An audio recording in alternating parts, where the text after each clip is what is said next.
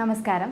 നമ്മുടെ വീടുകളിലൊക്കെ ഒരു 60 വയസ്സ് കഴിഞ്ഞാൽ പൊതുവെ അച്ഛന്മാർക്ക് അല്ലെങ്കിൽ അച്ചച്ചന്മാർക്കൊക്കെ പൊതുവെ ഒരു കണ്ടുവരുന്ന പ്രശ്നമാണ് മൂത്ര സംബന്ധമായിട്ടുള്ള ചില കാര്യങ്ങൾ അല്ലേ. നമ്മൾ അറിയാതെ യൂറിൻ പോകുന്നുണ്ട് പറയും, അല്ലെങ്കിൽ മൂത്രം പിടിച്ച് വെക്കാൻ പറ്റാതിരിക്കുക, അല്ലെങ്കിൽ മൂത്രം ഒഴിച്ച് കഴിഞ്ഞാൽ വീണ്ടും വീണ്ടും മൂത്രം ഒഴിക്കണം എന്ന് തോന്നുക, ഒരു മൂത്രശങ്ക ഇങ്ങനെ പൊതുവേ നിലനിൽക്കുക, ഭയങ്കരമായിട്ട് നടുവേദന, അവർക്ക് ശാരീരികപരമായിട്ട് ബന്ധപ്പെടുമ്പോൾ വളരെ കൂടിയ പ്രയാസങ്ങൾ, ഇതൊക്കെ പൊതുവേ നമ്മൾ കാണാറുണ്ട്. മൂത്ര സംബന്ധമായിട്ടുള്ള കുറേ പ്രശ്നങ്ങളായിട്ട് അവർ സഫർ ചെയ്യുന്നത് നമ്മൾ കാണാറുണ്ട്.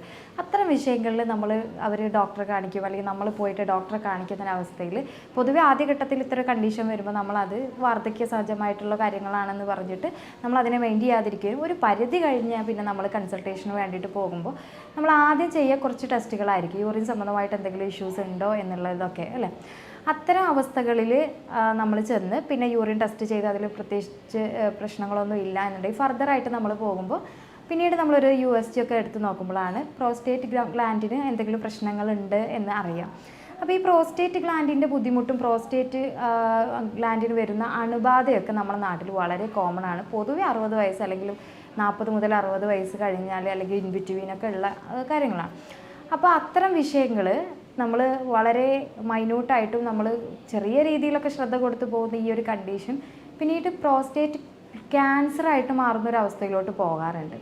ഇന്ന് നമ്മൾ അത്തരം ഒരു വിഷയമായിട്ട് ബന്ധപ്പെട്ടാണ് സംസാരിക്കുന്നത്. ഞാൻ doctor Haseena, doctor Basil സോമിയ hospital, Pandikkad, Malappuram ജില്ല.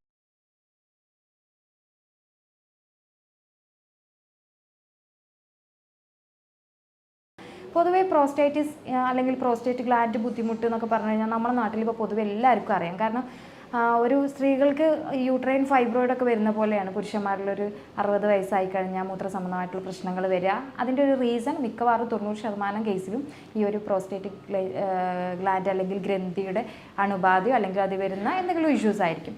സോ എന്താണ് ഇത്, അത് എങ്ങനെ പരിഹരിക്കാമെന്നും കൂടെ നമുക്ക് നോക്കാം. നമുക്ക് ഈ പ്രോസ്റ്റേറ്റ് ഗ്രന്ഥി എന്ന് പറയുന്നത് നമ്മളുടെ പുരുഷന്മാരിൽ മൂത്രനാളത്തിൽ അല്ലെങ്കിൽ നമ്മളുടെ മലാശയത്തിൻ്റെ ഭാഗത്തും ഇൻബിറ്റ്വീൻ മൂത്രസഞ്ചിയുമായിട്ട് ഇൻബിറ്റ്വീൻ കിടക്കുന്ന ഒരു ഗ്രന്ഥി പോലെയാണ്. ഈ ഒരു ഗ്രന്ഥി എന്തിനാണ് നമ്മളെ സഹായിക്കണമെന്ന് ചോദിച്ചു കഴിഞ്ഞാൽ സാധാരണ ബീജത്തിൻ്റെ പ്രൊട്ടക്ഷനും അല്ലെങ്കിൽ ബീജം ക്വാളിറ്റി ഇമ്പ്രൂവ് ചെയ്യുക, അല്ലെങ്കിൽ ഒരു സ്പേം അല്ലെങ്കിൽ ഒരു ബീജം അതിൻ്റെ ഒരു ക്വാളിറ്റിയിൽ ഇങ്ങനെ മെയിൻറ്റെയിൻ ചെയ്യാൻ വളരെയേറെ ഇതിൽ നിന്ന് വരുന്ന ഒരു സ്രവം നമ്മളെ ഹെൽപ്പ് ചെയ്യാറുണ്ട്. അപ്പോൾ അതാണ് അതിൻ്റെ ഡ്യൂട്ടി എന്ന് പറയുന്നത്. പൊതുവേ ഇതിന് വരുന്ന പ്രോബ്ലംസും അതുപോലെ തന്നെ ഇതിന് വരുന്ന അണുബാധകളും ഒക്കെയാണ് പ്രോസ്റ്റേറ്റ് ക്യാൻസർ എന്നുള്ളൊരു ലെവലിലോട്ട് നമ്മളെ കൊണ്ടെത്തിക്കാറുള്ളത്. ഇതിൻ്റെ ഒരു ക്രൈറ്റീരിയ അല്ലെങ്കിൽ ഇത് വരാനുള്ളൊരു റീസൺ എന്തൊക്കെയാണെന്നുള്ളതാണ് നമ്മൾ അടുത്ത് നോക്കുന്നത്. സാധാരണ മെയിൻ റീസൺ എന്ന് പറയുന്നത് പ്രശ്നം വരുന്നത് പുരുഷന്മാരായതുകൊണ്ട് തന്നെയാണ്. കാരണം എന്താണെന്ന് ചോദിച്ചു കഴിഞ്ഞാൽ പുരുഷന്മാരിൽ കാണുന്ന ടെസ്റ്റോസ്റ്റെറോൺ ഹോർമോൺസ് നമുക്ക് തിരിച്ചൊരു എന്താ പറയുക, അതൊരു നമ്മളെ ശരീരത്തിൽ കാണിക്കേണ്ട അവസ്ഥകളിൽ നിന്ന് ഓപ്പോസിറ്റ് റിയാക്ഷൻ കാണിക്കുമ്പോൾ അല്ലെങ്കിൽ അത് നമുക്കൊരു തിരിച്ചൊരു ഓപ്പോസിറ്റ് കാര്യങ്ങൾ അവിടെ പ്രതിരോധിക്കാനുള്ള ശക്തി കുറയുക, അത്തരം വിഷയങ്ങളൊക്കെ ആയിട്ട് ബന്ധപ്പെട്ട് ഇതിൻ്റെ ഒരു പ്രവർത്തനം ഓപ്പോസിറ്റ് രീതിയിലാവുമ്പോഴാണ് ഇതിൻ്റെ ഒരു മെയിൻ റീസണായിട്ട് വരുന്നത്. പിന്നീട് പറയാനുള്ളത് ഏജ് തന്നെയാണ്. ഏജ് എന്ന് പറയുമ്പോൾ ശരിക്കും ഒരു 60ൻ്റെ മേലെ മിക്കവാറും ഒരു 80% ആളുകൾക്കും നമുക്ക് ഇത്തരം കണ്ടീഷൻസ് കാണാറുണ്ട്. പക്ഷേ സ്റ്റിൽ നമുക്ക് പ്രോസ്റ്റേറ്റ് ക്യാൻസർ ആയിട്ട് മാറുന്നത് വളരെ വളരെ റെയറാണ് എന്നുള്ളതാണ്. നമുക്കിപ്പോൾ ഒരു 4 ലക്ഷം ആളുകളുണ്ടെങ്കിൽ വളരെ 1 മുതൽ 9 വരെ അല്ലെങ്കിൽ 1 മുതൽ 10 വരെ ആളുകളിൽ മാത്രമാണ് ഈ ഒരു ക്യാൻസർ എന്നുള്ള രീതിയിലോട്ട് പോവുക. അതുവരെ ഇത്തരം കംപ്ലയിൻസുകൾ നമ്മളെ ചുറ്റിപ്പറ്റി ഉണ്ടാവുന്നുണ്ട്. മൂത്ര സംബന്ധമായിട്ട് മുന്നേ നമ്മൾ പറഞ്ഞിട്ടുള്ള എല്ലാ കംപ്ലയിൻസുകളും ഈ ഒരു പ്രോസ്റ്റേറ്റ് ഗ്രന്ഥിക്ക് എന്തെങ്കിലും ബുദ്ധിമുട്ട് അല്ലെങ്കിൽ അണുബാധയ്ക്ക് വരുമ്പോൾ സംഭവിക്കുന്ന കാര്യങ്ങളാണ്. സോ മൂന്നാമത്തെ കാര്യം എന്ന് പറയുന്നത് നമ്മൾ നല്ല പൊണ്ണത്തടി ഉള്ള ആളുകളാണെങ്കിൽ തീർച്ചയായിട്ടും ഇത് വരാനുള്ള സാധ്യതയുണ്ട്. നാലാമത്തത് നമ്മളുടെ ഫാമിലിയിൽ എന്തെങ്കിലും തരത്തിൽ ക്യാൻസർ ഉണ്ടെന്ന് വിചാരിക്കുക. അത്തരം ആളുകൾ, അതിപ്പോൾ നമ്മളുടെ ഇപ്പോൾ സഫർ ചെയ്യുന്ന ആളുകൾ അല്ലെങ്കിൽ ആ രോഗിയുടെ ഉമ്മാക്ക് എങ്ങാനും സ്തനാർബുദം ഉണ്ടെന്ന് വിചാരിക്കുക. അത്തരം ആളുകൾ അല്ലെങ്കിൽ യൂട്രൈൻ ക്യാൻസർ വന്നു, അത്തരം കണ്ടീഷൻ വന്നാൽ പോലും നമുക്ക് ആ ഒരു ചെറിയൊരു അതിൻ്റെ ഭാഗമായിട്ടൊരു ടെൻഡൻസി വരാനുള്ള സാധ്യത കൂടുതലാണ്. പിന്നീട് ഇത് തന്നെയാണ് പറയാനുള്ളത്, മെയിനായിട്ട് ജനറ്റിക്കായിട്ട് ആർക്കെങ്കിലും അത്തരത്തിലൊരു കംപ്ലയിൻസ് വേറെ എവിടെയെങ്കിലും ഒരു ക്യാൻസർ കംപ്ലയിൻസ് വന്നിട്ടുണ്ടെങ്കിൽ അവർക്ക് വരാനുള്ള സാധ്യതയുണ്ട്. സോ അത്തരം ആളുകൾക്കാണ് ഈ ബുദ്ധിമുട്ട് വരുന്നതെങ്കിൽ അവർ കുറച്ചും കൂടി മറ്റുള്ളവരെ അപേക്ഷിച്ച് ഒന്നുകൂടെ കെയർ ചെയ്യണം എന്നുള്ളതാണ്.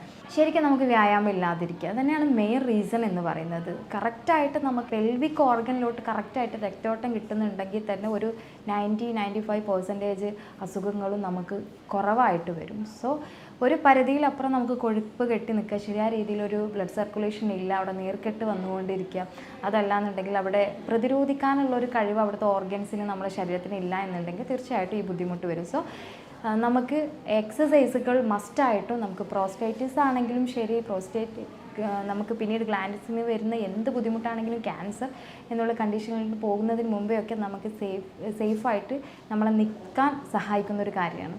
ഇനി നമ്മൾ ശ്രദ്ധിക്കേണ്ടതെന്ന് വെച്ചാൽ കൂടുതൽ സമയം നമുക്ക് മിൽക്ക്, അതായത് പാലുൽപാദന വസ്തുക്കളൊക്കെ കൂടുതലായിട്ട് കഴിക്കുന്ന ആളുകളിൽ ഇത് ക്യാൻസർ വരാനുള്ളൊരു സാധ്യത ഉണ്ട് എന്ന് പുതിയ പഠനങ്ങൾ തെളിയിക്കുന്നുണ്ട്. അപ്പോൾ അതുകൊണ്ട് തന്നെ നമ്മൾ ടോട്ടലി പറയുന്നത് കൊഴുപ്പടങ്ങിയിട്ടുള്ള ഭക്ഷണങ്ങൾ പരമാവധി കുറക്കുക. എപ്പോഴും കൊഴുപ്പ് കൂടിയ ഭക്ഷണങ്ങളോടുള്ള ടെൻഡൻസി കുറക്കുക. അതിൽ നമുക്ക് പഞ്ചസാരയുടെ ഉപയോഗം പാടെ ഒഴിവാക്കുന്നത് വളരെ നല്ലതാണ്. ഇത്രയും കാര്യങ്ങളാണ് മെയിനായിട്ട് നമ്മൾ കണ്ടുപിടിക്കപ്പെട്ടിട്ടുള്ളൊരു റീസൺസ് എന്ന് പറയുന്നത്. അപ്പോൾ ഇത്രയും കംപ്ലയിൻറ്റ്സ് ഉണ്ടെങ്കിൽ തീർച്ചയായിട്ടും നിങ്ങൾ അതിനെ ഏതൊക്കെ രീതിയിൽ ഓവർകം ചെയ്യാൻ പറ്റും എന്നുള്ളത് നിങ്ങൾ നോക്കിയിട്ട് കറക്റ്റായിട്ട് ചെയ്യാന്നുള്ളത് തന്നെ. പിന്നെ ഏജ് എന്ന് പറയുന്ന ഒരു ഫാക്ടർ നമുക്ക് ഒരിക്കലും തടയാൻ പറ്റില്ല. പക്ഷേ ഏജ് ഉണ്ടെങ്കിൽ നമുക്ക് നല്ല രീതിയിൽ ഇമ്മ്യൂണിറ്റി, പ്രതിരോധ പവർ കൊണ്ടുവന്നിട്ട് ബോഡിയെ പ്രൊട്ടക്റ്റ് ചെയ്യാൻ പറ്റും. നല്ല രീതിയിൽ വെള്ളം കുടിക്കുന്നതും നമ്മളെ ബോഡി വാട്ടർ ഇംബാലൻസ് ചെയ്യുന്നതും ഈ ഒരു കംപ്ലയിൻറ്റ്സ് ഒരു പരിധിവരെ കുറയ്ക്കുന്നതിന് നമ്മളെ ഹെൽപ്പ് ചെയ്യുന്നുള്ളതാണ്. ഇനി ഇത്തരം കംപ്ലയിൻസുകൾ വന്നു കഴിഞ്ഞാൽ നമ്മൾ എങ്ങനെ അത് തിരിച്ചറിയുന്നുള്ളത്. സാധാരണ ഇത്രയും കംപ്ലയിൻറ്റ്സ് വരുമ്പോൾ ആദ്യഘട്ടത്തിൽ ഇത് വയസ്സാകുമ്പോൾ വരുന്ന അസുഖമാണെന്ന് പറഞ്ഞിട്ട് നമ്മൾ മാറ്റി നിർത്താറുണ്ട്. മിക്ക പേഷ്യൻസും നമുക്ക് ഇപ്പോൾ ഒ പിയിലൊക്കെ വരുന്ന മിക്ക പേഷ്യൻസും ഈ ഒരു പ്രോസ്റ്റേറ്റിസ് എന്ന ഒരു കണ്ടീഷനെ പറ്റി അവെയറാണ്. അതായത് അവർ വന്ന് പറയുക ഡോക്ടറെ പ്രോസ്റ്റേറ്റിസ് കംപ്ലയിൻറ്റ്സ് ഉണ്ട് എന്നാണ് പറയുക. അത് എല്ലാ ഡോക്ടേഴ്സിനെ കാണിക്കുമ്പോഴും ഓക്കെ ഫൈൻ ഇത് കുഴപ്പമില്ല എന്നുള്ള രീതിയിൽ തന്നെയാണ് നമ്മളത് കറക്റ്റ് ഫോളോ അപ്പ് എടുത്ത് പോവുകയാണെങ്കിൽ നമുക്ക് വേറെ ഇഷ്യൂസ് ഒന്നും വരാൻ സാധ്യത കുറവാണ്. പക്ഷേ ഇൻ ബിറ്റ്വീൻ ഇതിൽ നിന്ന് ഏതെങ്കിലും ഇപ്പോൾ ഒരു പരിധി വിട്ട് നമുക്ക് മരുന്ന് കഴിക്കുന്നുണ്ട്, പെയിൻ കുറയുന്നില്ല, നമ്മൾ USG ചെയ്ത് നോക്കി, ചെറിയ അപ്പോൾ ഇച്ചിരി ഇഷ്യൂസ് കണ്ടു, പിന്നീട് അത് ഫോളോ അപ്പ് എടുക്കാതെ നിൽക്കുമ്പോൾ വീണ്ടും പ്രശ്നങ്ങളുണ്ട് എന്നുണ്ടെങ്കിൽ ഫർദറായിട്ട്, അതായത് നമുക്ക് PSA ടെസ്റ്റ് ചെയ്യാം, അതുപോലെ തന്നെ നമുക്ക് സ്കാനിങ്, MRI, CT, അത് ഫർദറായിട്ട് എന്താണ് ബയോപ്സി ഒക്കെ ചെയ്തിട്ട് ഇത്തരം വിഷയങ്ങൾ എന്തെങ്കിലും ഉണ്ടോ എന്നുള്ളത് നമ്മൾ കൺഫേം ചെയ്യുക എന്നുള്ളതാണ് മെയിൻ ഫാക്റ്റ് എന്ന് പറയുന്നത്. ഇനി നമുക്ക് ഇതിനെ എങ്ങനെ പ്രതിരോധിക്കാൻ പറ്റും എന്നുള്ളത് മെയിനായിട്ട് നമ്മൾ ആദ്യം പറഞ്ഞ പോലെ തന്നെ എന്തൊക്കെ പ്രയാസങ്ങൾ ബോഡിയിലുണ്ട് അതൊക്കെ കറക്റ്റ് ചെയ്യാം. ഇനിയിപ്പോൾ പ്രായമായി ഇത്തരം വിഷയങ്ങളൊന്നുമില്ല, പക്ഷേ ചെറിയ രീതിയിൽ പ്രയാസങ്ങൾ വന്ന് പോകുന്നുണ്ട് എന്നുണ്ടെങ്കിൽ നമ്മൾ ചെറിയ രീതിയിൽ കുറച്ച് ശരീരത്തിൽ കുറച്ച് ഇമ്മ്യൂണിറ്റി പവർ ഇൻക്രീസ് ചെയ്ത് കൊണ്ടുവരാം. ഉലുവച്ചിരിയൊക്കെ കഴിക്കുന്നത്, ഭക്ഷണത്തിൽ ഉൾപ്പെടുത്തുന്നത് നമ്മൾക്ക് ഒന്ന് ബോഡി കറക്റ്റ് ചെയ്യാൻ സഹായിക്കും. അതുപോലെ തന്നെ നമുക്ക് പട്ടയിട്ട വെള്ളം കുടിക്കാം. കറുവപ്പട്ടയിട്ട ചെറിയ പീസ് പട്ടയിട്ട വെള്ളം കുടിക്കുന്നത് നല്ലതാണ്. അതുപോലെ തന്നെ നമുക്ക് അണുബാധ കുറക്കാൻ ശരീരത്തിൽ മഞ്ഞളിൻ്റെ ഉപയോഗം കൂട്ടുക. അത് വീട്ടിൽ പൊടിച്ച് അല്ലെങ്കിൽ വീട്ടിൽ ഉണ്ടാക്കിയ മഞ്ഞളാണ് കഴിക്കേണ്ടത്. പിന്നെ ഇഞ്ചി, വെളുത്തുള്ളി, ഇതൊക്കെ തന്നെ നമ്മളുടെ അടുക്കളയിലുള്ള പല കാര്യങ്ങളും വെച്ചിട്ട് നമുക്ക് പ്രതിരോധ ശേഷി പതുക്കെ നമുക്ക് ഇമ്പ്രൂവ് ചെയ്തെടുക്കാൻ പറ്റും. എത്ര പ്രായമായാലും ചെറിയ രീതിയിൽ 20 മുതൽ 40 മിനിറ്റ് വരെ നിങ്ങൾക്കൊരു മൈൽഡ് ഇതിൽ നടക്കാവുന്നതാണ്. നടക്കുമ്പോൾ എപ്പോഴും ശ്രദ്ധിക്കേണ്ടത് കാലുകൾ വീശി വെച്ച് നല്ല രീതിയിൽ രക്തയോട്ടം വരാൻ ശ്രമിക്കുക. നന്നായിട്ട് ഉറങ്ങുക എന്നുള്ളതാണ്. അപ്പോൾ ഉറക്കം ഇല്ലാത്ത കുറേ ഓൾഡ് ഏജ് അല്ലെങ്കിൽ കുറച്ച് പ്രായമായി കഴിഞ്ഞാൽ ഉറക്കം ഇല്ല എന്ന് പറയുന്ന കുറേ ആളുകളുണ്ട്. അത്തരം ഉറക്കം ഇല്ലാത്ത ആളുകളിലാണെങ്കിൽ ചെറിയ രീതിയിൽ നമുക്ക് തലയിലും അതുപോലെ തന്നെ കണ്ണിന് ചുറ്റുമൊക്കെ ചെറിയ രീതിയിൽ മസാജിങ് കൊടുത്തു കഴിഞ്ഞാൽ കുറച്ചും കൂടി നമ്മളെ അത് ഹെൽപ്പ് ചെയ്യും. ഇനി ചൂടുവെള്ളം കുടിക്കുന്നത്, രാത്രി നൈറ്റ് കിടക്കുമ്പോൾ ചെറിയ ചൂടുവെള്ളം കുടിക്കുക. മൈൻഡ് റിലാക്സ് ചെയ്തിട്ടൊക്കെ കിടക്കുകയാണെങ്കിൽ ഇച്ചിരി ഉറക്കത്തിൻ്റെ ബുദ്ധിമുട്ടും മാറി കിട്ടാനുള്ളൊരു സാഹചര്യം ഉണ്ടാവും. അതുപോലെ തന്നെ കമിഴ്ന്ന് കിടക്കാതിരിക്കുക. മാക്സിമം ചെറുപ്പത്തിൽ അതൊരു ശീലമാക്കി കൊണ്ടുവരിക. ഇനി അത് മാറ്റിയെടുക്കാൻ നോക്കുക. ഇപ്പോൾ അങ്ങനെ ആ രീതിയിലാണ് കിടക്കുന്നെങ്കിൽ പരമാവധി ചെരിഞ്ഞ് കിടക്കുക അല്ലെങ്കിൽ മലർന്ന് കിടക്കുകയോ ചെയ്യുക. ഒരിക്കലും തന്നെ കമിഴ്ന്ന് കിടക്കുന്ന ഒരു ശീലം ഇല്ലാതിരിക്കുക. ഇനി നമ്മൾ ഇത്തരം കാര്യങ്ങളൊക്കെ ചെയ്ത് നോക്കുക. അതോടൊപ്പം തന്നെ കറക്റ്റായിട്ട് നമ്മുടെ ശരീരത്തിലോട്ട് മെറ്റാബോളിസത്തിന് ആവശ്യമായിട്ടുള്ള ഫ്രൂട്ട്സുകൾ അതുപോലെ ഭക്ഷണങ്ങൾ പരമാവധി കഴിക്കുക. അതിൽ തന്നെ മിക്കവാറും പാലുൽപാദന സാമഗ്രികളൊക്കെ തന്നെ ഒഴിവാക്കിയിട്ട് കുറച്ച് അധികം ഇലക്കറികൾക്കും പച്ചക്കറികൾക്കൊക്കെ കൂടുതൽ ഇമ്പോർട്ടൻസ് കൊടുക്കുക. ധാരാളം കഴിക്കുക. ഷുഗറിൻ്റെ കണ്ടൻറ്റ് കുറയ്ക്കുക. അതുപോലെ തന്നെ കാർബോഹൈഡ്രേറ്റിൻ്റെ കണ്ടൻറ്റ് കൊടുക്കുക. ഹോമിയോപ്പതിയിൽ നമുക്ക് പ്രോസ്റ്റേറ്റിസ് കണ്ടീഷൻ അല്ലെങ്കിൽ ഇത്തരം കണ്ടീഷനുകൾക്ക് നിറയെ മെഡിസിൻസുകൾ ലഭ്യമാണ്. നമ്മൾ ഓരോ പേഷ്യൻറ്റിനെ ഫിസിക്കലി മെൻ്റലി അപഗ്രഥിച്ചതിന് ശേഷം അവർക്ക് ആവശ്യമായിട്ടുള്ള മെഡിസിൻസാണ് കൊടുത്തുകൊണ്ടിരിക്കുന്നത്. സോ നമ്മളത് യൂറോപ്യൻ നിർമ്മിത സോഫ്റ്റ്വെയറുടെ ഉപയോഗത്തോടെ അതുപോലെ തന്നെ ജർമ്മൻ മെഡിസിൻസുകളുടെ സഹായത്തോടെ നമുക്ക് ഓരോ മെഡിസിൻസും നമുക്ക് ഓരോ പേഷ്യൻറ്റിനെ വെച്ച് ഐഡൻറ്റിഫൈ ചെയ്യാൻ പറ്റുന്നു.